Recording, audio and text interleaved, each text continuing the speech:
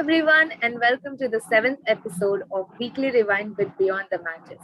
The space is specially curated to talk about the psychological aspect of the game, the impact player of the week, and a quick question and answer session where you get to ask us questions and we do our best to answer them.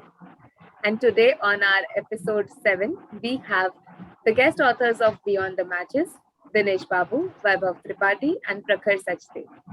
Dinesh Babu is a software business analyst and a cricket fanatic. He writes and reviews on different platforms, and he has also been a guest on various cricket shows. He is a huge fan of Rajasthan Royals and also a member of the Super Royals and is recognized by the team management. Vaibhav Tripathi is a life sciences student and he is a freelance writer. He's currently writing for 5 different websites and also has his own podcast. He is a super fan of Chennai Super Kings and also a member of the Whistle Army, which is the official fan group of Chennai Super Kings. Prakhar Sachdev is a sports buff and mainly types out live sports for earning. And he is also a fan of Chennai Super Kings.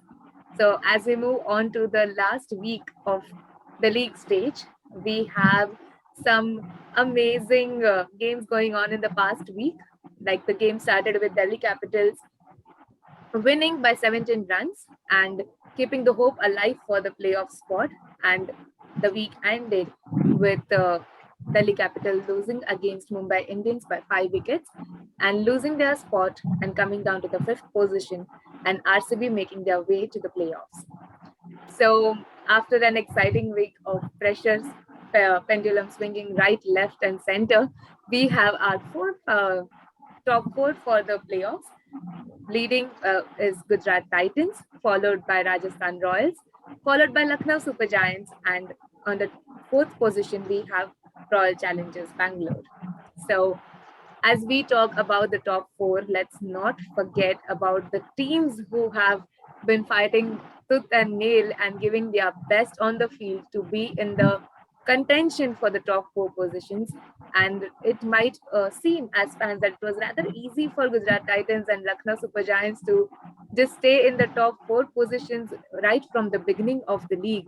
And it is unreal to see the grit, the determination, and the commitment that their teams have had, which has shown results in their performances. But now the question arises on how they hold on to it, be consistent, and actually face the playoffs, because the other two teams are going to give their best and not going to let all the other teams get to the final so easily. So, as we move on to the psychological aspect of this week, it has been how you execute under pressure. So, this week, as we mentioned in our last episode, will be very interesting, has been very interesting because we have seen how under pressure the teams have crumbled and how under pressure the players have risen.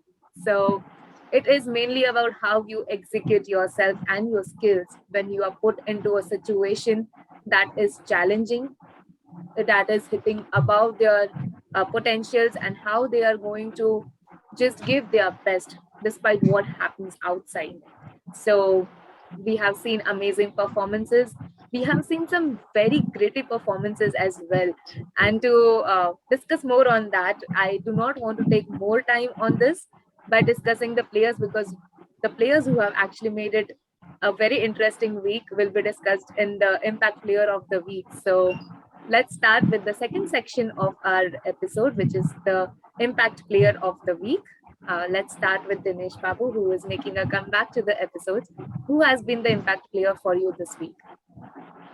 I've got a lot of names in my mind, but given the factor that a player who has not been to the international standards, who has not played any international cricket and comes with a bang in an IPL stage against the big names, it's going to be Rinku Singh.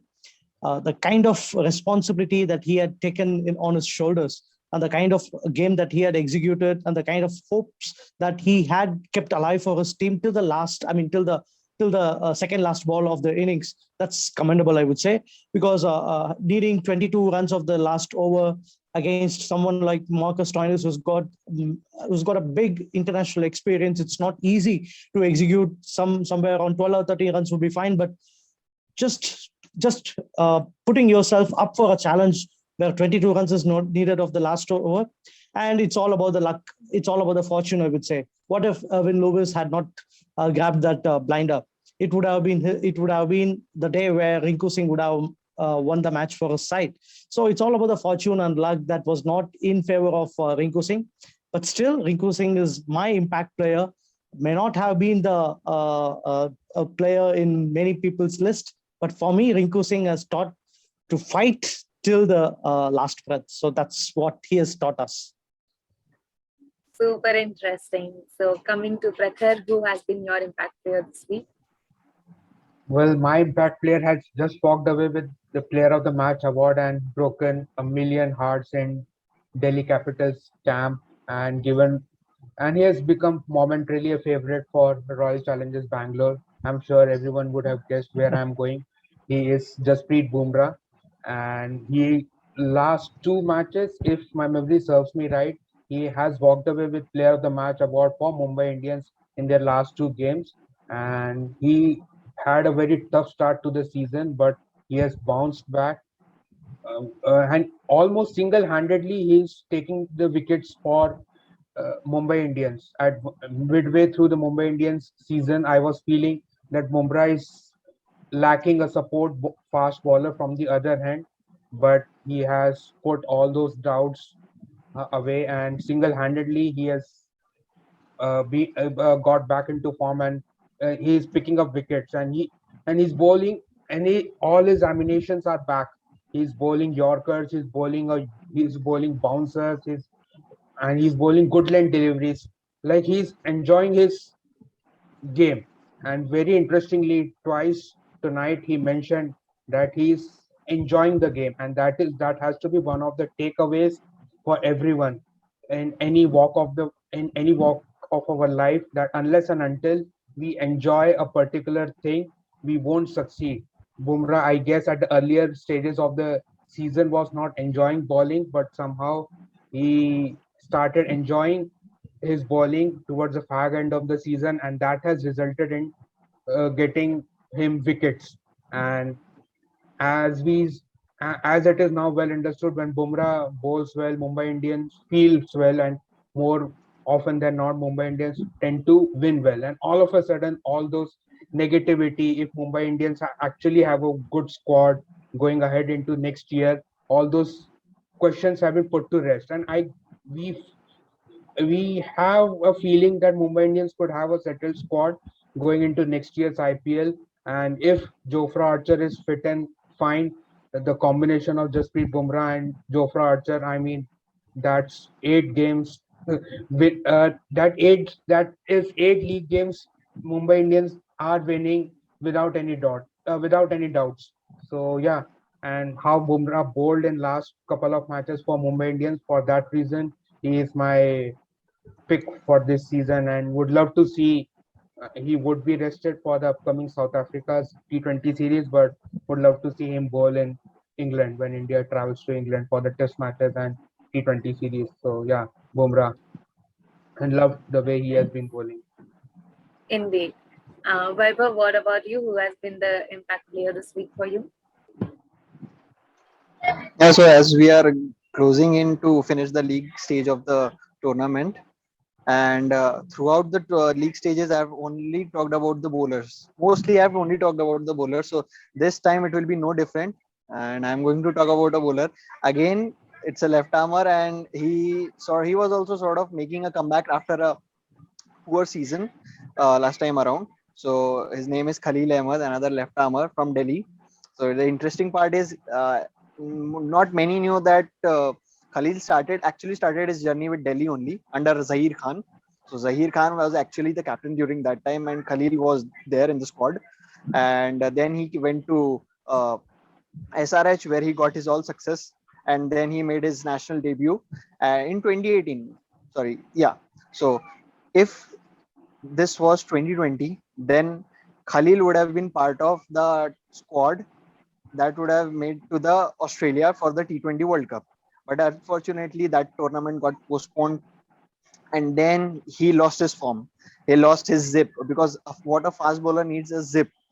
He lost his zip, then he was dropped from the national squad, rightly so. And then he, in this season, he was actually making a comeback because not many people thought he would perform in that way. That's why not many people, not many franchisee actually didn't went after him. And and he was bought at a very seldom price by DC. So they thought, I don't know, but they saw something in him, and he was rightly backed by the team management. And this season, if you'll just read out his what numbers in this season, then you will be amazed to see, because he's been the second highest wicket taker for DC this season after Kuldeep Yadav, obviously. So he has picked 16 wickets in 10 matches, whatever in this season, at an average of less than 20. His average is like close to 18 or something. And the best part is the economy part, because in T20 cricket, you are playing in Mumbai, Brabon Stadium, 1K, high scoring venues. Okay, so there, and also Pune. So there, many bowlers go away for runs, big runs. But his economy, overall economy this season has been 7.71. It's quite staggering for a bowler who's actually making a comeback into any team. So kudos to Khalil Ahmed.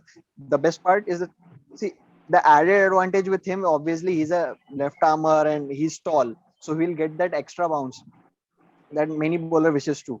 And but the best part in this season was about his seam presentation and his wrist. Tonight only, I saw him bowling in the power play. He bowled 2 overs. He gave only 2 runs, and he was bowling to Ishan Kishan and Rohit Sharma. Rohit was actually struggling to get the ball on his bat. His feet, he had lack of feet movement, only because Khalil made it difficult for Rohit to do anything, because he was swinging in, he was swinging out, big in swinger, then going away from the body. The best part about Khalil's bowling is that he uses the angles as well. He uses the crease well. He uses the angles well. He will go around the wicket. He will go over the wicket. These are sort of things which you want as a fast bowler or any kind of bowler. If you are using the angles well, if you are using the crease well, if you are a thinking bowler, because you, many people are blessed with skills. Like Umran is blessed with raw pace. Same is with Mark Wood, Lockie Ferguson. So they are blessed with raw pace. But if you'll only go with pace, then it will not, have a huge impact on your game or your skill set. So you need to have few changes, like Ashwin does that. Ashwin, time and time again, he will come up with new things. He will add new things in his bowling, and then he will get the results. That's what Khalil has also done. That he's using the angles, he's using the crease, and he's now a thinking bowler. He will you bowl the off cutter during the right time of the year. Now I'll see him improving in his death bowling as well, because he's bowling the off cutter as well, and that too very deceptively. Because when you are bowling a change up, it should be deceptive. The batsman should deceive, otherwise it's of no use. So good signs for Khalil. If he continues, I want him to get a national call up in the South Africa series, because if you'll utilize his current form, then only you will allow him to get a chance and take that momentum forward and give best results for your national side. Because whatever you are doing is not only for your franchisee, but the Hmm. ultimate goal, as DK said, it is for the plate for the nation. So True. the high ambition should be towards the T20 World Cup in Australia. So he Hmm. should be given that chance. So yeah, this Khalil Ahmed is like, I am hoping, I am expecting big things from him from now. The way I saw him ball in this season, I think he should be back in Indian colors. And if things goes well, then maybe to Australia. Yeah, let's keep our fingers crossed to that one. Before we move on to our third section of the episode, I would just like to say that towards the end of the league stage, even though we have just one more game to go between Hyderabad and Punjab, let's not forget to see how the youngsters have actually come up and risen to the occasion, how the experienced ones have been consistent with their performance. So while we discuss the impact players, because of some time constraints and everything, we pick out players that have really impressed us and had some impact on how we view the match. So it's not about that we did not select some players this in the series entirely, but it is about how we have our own perspectives and we share about how we feel about certain players. So to not disappoint any of the fans of any of the franchise, um, in the league stage. So we move on to the next section, that is the question and answer section. And we have some really interesting questions coming up. So we'll start off with the first question by @Rukna underscore BUD on Instagram. And he is asking that should Royals play Nisham instead of McCoy to strengthen their lower order backing? Prakhar, your thoughts on this one? Well, firstly, you could say so. There could be a doubt in Royal's mind the way Butler has lost his form. He has not scored in past 7 matches. There could be a thinking that yes, they should deepen their batting by adding Jimmy Neesham, but in place of Obed McCoy, who hasn't done much wrong this season except for one season where he went haywire.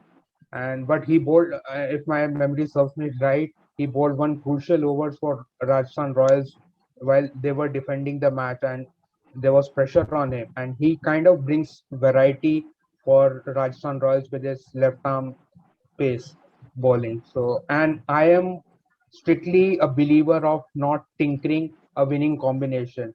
And why would Rajasthan Royals fiddle with their team unless and until it is an emergency or an injury? One should go with a winning combination, or else if Rajasthan Royals make a change and then they lose, they would be left with the question, why did we make that change? So better go with a winning. And I am also a believer of not making changes in a winning team. Go along with the momentum. One could be lured by what Jimmy Neesham brings to the table. Hmm. He has international experience. He can, given that given his day, he can go big, but he's not an experienced, not experienced, but he's not a reliable bowler, which Hmm. Rajasthan Royals need more rather than their batting looks more sorted rather than their bowling. So I believe they should continue with McCoy in their playing 11 instead of Nisham and not fiddle with their winning combination and go ahead and play that game against Gujarat Titans, the first qualifier. Definitely, it would prove to be a costly trade-off if they actually go on to do it in the playoff matches. Um, which brings us to our next question. This question, Dinesh, if you can help us out answering this one, that why has RR been pushing up Ashwin so much in the batting order despite having a young talent like Riyan Parag? And this question is by Siddhant on Twitter. It's a very good question. So I would actually answer this with a couple of points. There are 2 points for that in order to answer this. The first one, which I would say, is right after the auction, RR didn't have this particular player who could actually fill in the slot of a pinch hitter or a seventh batsman who could come handy when the scenario demands like 30 runs needed of 12 balls or 13 balls. RR were not equipped in the auction to have a player of that sort where they could they had someone like Jofra Archer who could be the pinch hitter. Previously they had James Faulkner. If all along these years they had a pinch hitter in their lineup, but this time around they had a very good auction. They were not able to get that pinch hitter, but they managed to have someone like a Nathan Coulter-Knight who could actually be a handy batsman once in a while. May not be every time, but once in a while he could be that handy hitter, handy pinch hitter. But unfortunately, they lost him due to an injury, and he had to fly back to his home. And having said that, uh, the position, the current situation is that Ashwin has to bat at number 7. Ashwin is a very good batsman, has got 5 centuries with him, but never before have we seen often that he finished a game or he went for 2 or 3 boundaries in an over. We had not seen with any of these franchises. So this is point number 1. And the second point is that Ashwin is a very capable batsman. He has got 500s in his name in test matches. So one who has got 5 centuries in his name is technically strong, and he is capable of playing a batsman role. But him be playing the 7th batsman, I mean the in the 7th position for all these franchises, he was not exposed to his batting skill. That's what I would say. If I could remember, CSK had actually used him as an opener once or one down in one of those matches in those past previous years where he had been playing for CSK. Other than that, there were no other occasions that I saw his batting skill was explored or his batting skill was exposed very widely. So these two reasons were the thinking points for the Rajasthan Royals, I suppose. Not having a depth in the batting, not having a proper batsman in the seventh, and Ashwin being a good batter, not being able to explore his batting skills. So they just wanted to explore and to get the best out of Ravichandran Ashwin.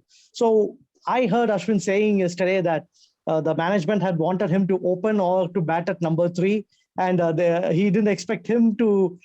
He didn't expect the management to expect him to be a finisher. So, having said that, Sanju Samson even said that Ashwin had been sweating out in the nets with his batting. So the vision was so clear. The think tank of Rajasthan Royals have to be credited for this. They had actually wanted the best out of Ashwin, who had got 5 international 100s in his name. So they wanted to get the best out of a player, a potential batsman, who is not so much handy down the batting order. So they wanted to get the best out of him. And the added advantage is that when you promote Ashwin up the order, all of a sudden, Riyan Parag, who bats at number 6, comes at number 7, and the batting looks deep. So when you Yeah. see Ashwin batting at number 7, and on the contrary, if you see Riyan Parag batting at number 7, you all of a sudden get to a feeling that you have a deep batting. So that's the change that Rajasthan Royals wanted to put on the table.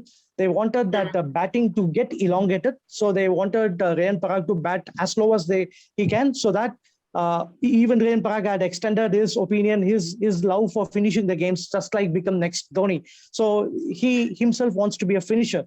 So Riyan Parag has been put on the best interest of his own self, and also in order to achieve that, Ravichandran Ashwin has been promoted up the order, and we had seen a number of occasions. He had given a 50, he had given a 40 yesterday, and he had even given a 25, a match-winning 25 the other day.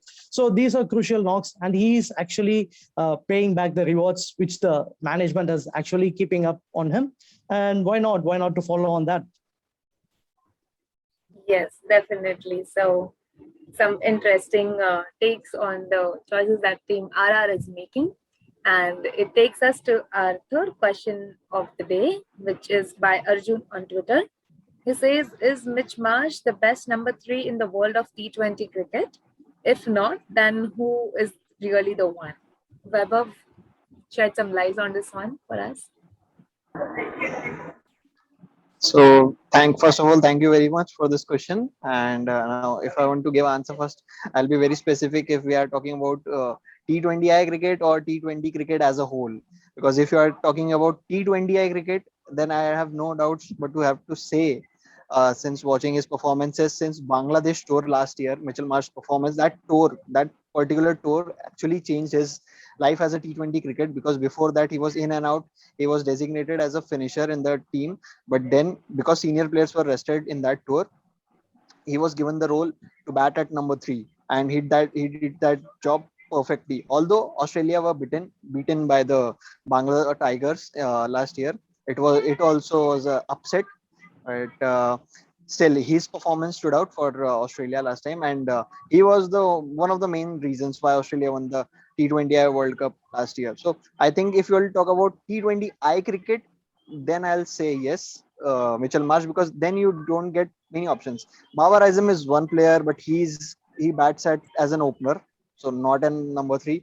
Then New Zealand chops and change too much. Like Daryl Mitchell play, like Conway will be number three.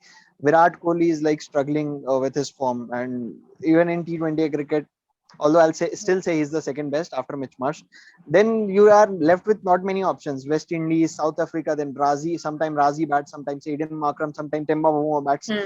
So you don't have that sample size to judge people. But Yeah. from June or July last year, we have seen. I have seen much of Mitchell Marsh in subcontinent slow pitches on Bangladesh, and then in UAE abrasive tracks. of UAE. So I think if we'll talk about T20I cricket, then yes, Mitchell Marsh is the perfect shoot and the best batter at number three in the world right now. If we'll talk about franchisee cricket, then many names comes out that also that will include CPL, BBL, and everything. Okay, so then format will change because then Babar will be if I'll go one season back, he'll be batting at number three, and Babar comes into Yeah. contention. So, but in T20 cricket, if I'll talking about, then yes, Mitchell Marsh is the best. And if you'll go by league cricket or franchise cricket, then there are many names you can just pop out, and even Nicholas Purand does well at number three whenever he bats. So then even Lewis is one name. So Mhm. yeah, many names are there. But if you'll only talk about T20 cricket, then I'll say Mitchell Marsh. Yes. All right, interesting one there. Um, Bringing us to our last question for the episode, which is from Hardik, and he says, "How will Rajasthan Royals winning their last match impact the psyche of Lucknow Super Giants, given it can potentially cost them the chance of the finals?" Adding on, what should be the talk of sports psychologist and Sangha with Butler given two contrasting halves? His performance is vital for Rajasthan Royals in qualifiers. So I'll take up this question from Hardik. Hardik, I feel winning the last game or losing the last game, especially in the league stage, would not really impact the playoffs because the conditions and the mindset completely changes as the competitive level changes. So their preparation would be like for the playoffs. What happened in the league stage happened in the league stage. They're just going to pick up the lessons from it and just enter the playoffs with a fresh mind. So yeah, somewhere LSG will think that they are coming from a winning momentum, but you never know how the teams turn up on the given day. So if they take the pressure of Rajasthan coming from a win, then they should actually look back and take the confidence of their wins in this season and see how they have pulled off from what seemingly felt like a losing game and how they have been performing throughout the season for themselves. So it is more about how confident they are while they enter the field, more than how they think the opponent has been doing in the league stage. So, if that happens, the LSG mindset would be pretty much positive and to the point of the playoffs. And coming to the second half of the question, what should be the talk of the sports psychologist and Sangakkara with Butler? So, I feel Butler has been the important wheel of the Rajasthan Royals traveling bus to the playoffs. So let's not forget that Butler has given some really good start and has been amazing. And I think, if I'm not wrong, he's the leading run scorer for this season in the IPL so far. So it is not something that Butler has completely lost his form or has been distracted. He is still in the game. Sometimes you have two, three back-to-back games where you're not able to give your best and you're not able to pull out the runs that you have been trying hard to. So I think for a sports psychologist there, they would know better what is happening and what is stopping him from giving his best or what is the obstacle out there. But from where I see, I feel just keeping it simple, keeping it just watch the ball, play the ball, the simplest analogy that you can give to any batter who is in a pressure situation and who is taking the pressure of the bowler, the opponent, and the entire crowd is to just say that reduce your focus to a simple thing, narrow it down to watch the ball, play the ball, and what happens, whatever the result is, will happen even if you play it or even if you don't play it. So if you play it, you write the result. If you don't play it, then the result writes you off. So that is something if given the message clearly. And knowing Sangakkara, he is going to do what he always does: sit with the team, talk to the team, get to know what the team is needing and what they are thinking of the game. And if there is anything that he feels is not going in the right direction of thought process for the playoffs, then he'll sit with the players and he'll talk to them. So I think if one session with Sangakkara and one session with sports psychologist happens, then we see a very strong Rajasthan Royals stepping in on the field. And similarly goes for Lucknow Super Giants. If they just sit a session before moving on to the playoff preparations and the training, they will have a much better results and much better approach to the playoffs. because it's pretty much going to decide if they get to play again, if they don't get to play again. So I think LSG has more pressure than Rajasthan Royals, because being in the top two takes off the pressure that you get another game to rectify your errors. But in the last two positions, you barely have a chance to do that.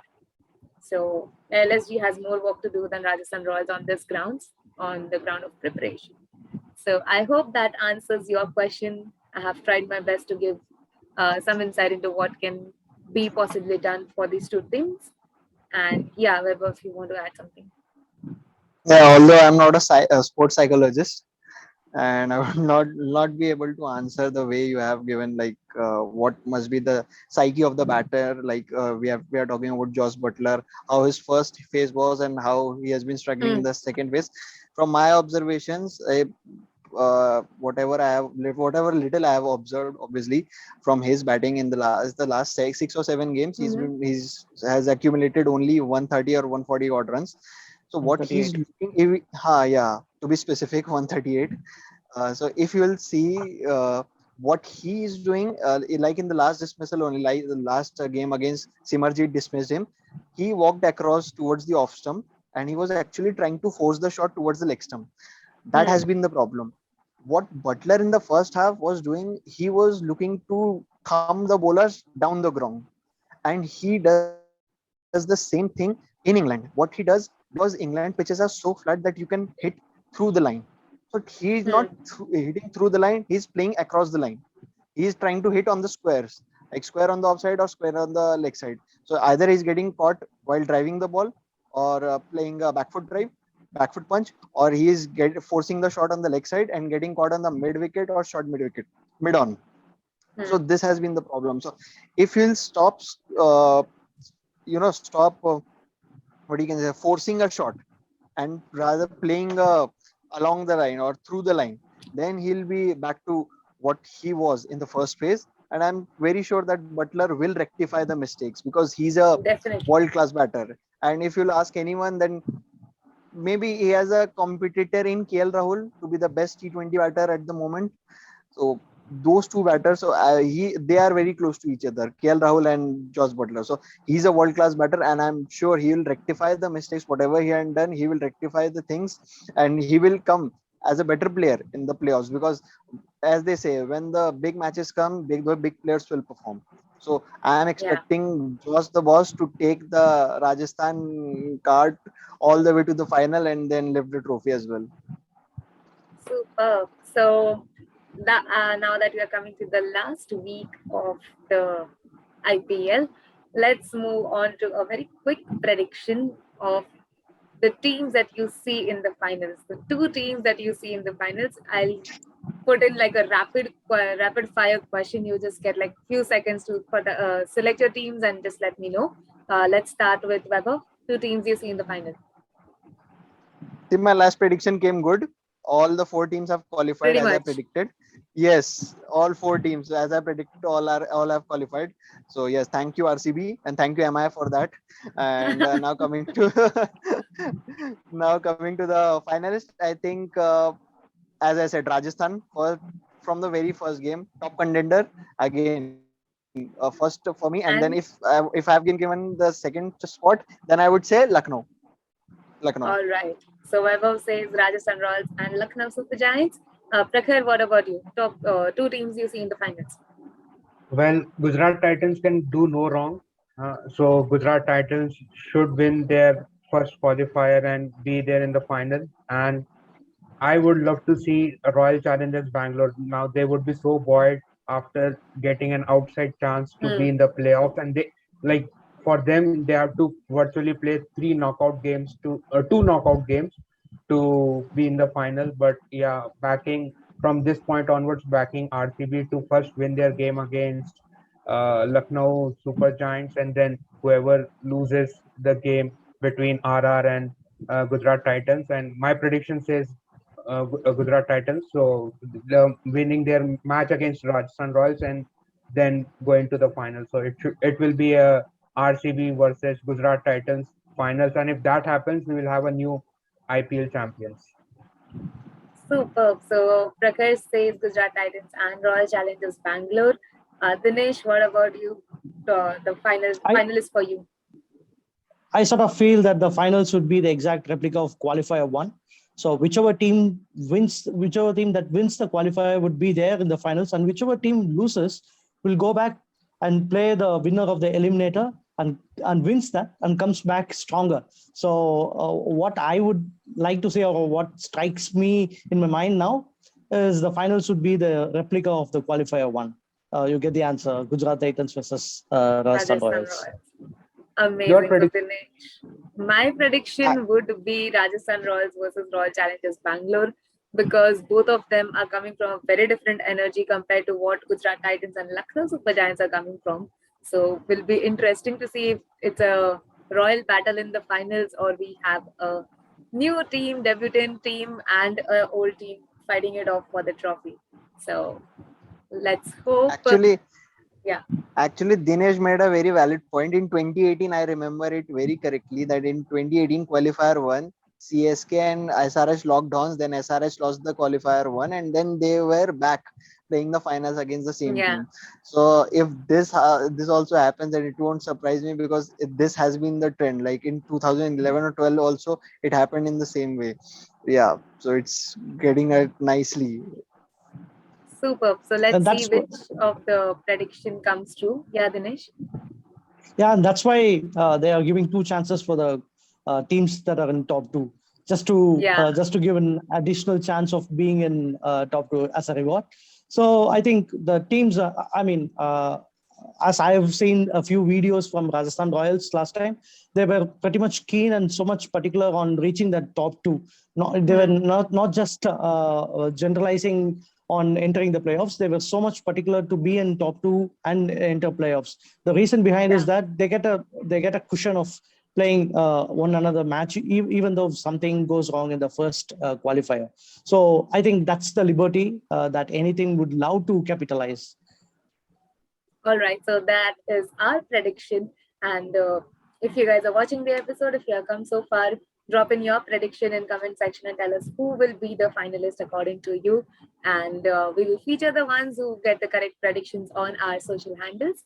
So please do follow us on our socials. Subscribe to our YouTube channel Beyond the Matches. You can find us on Instagram, Facebook, and Twitter with @Beyond the Matches. And you can find our individual socials in the description box below. Thank you so much for joining the episode. Thank you, Vaibhav, Dinesh, and Prakhar for joining for today's episode.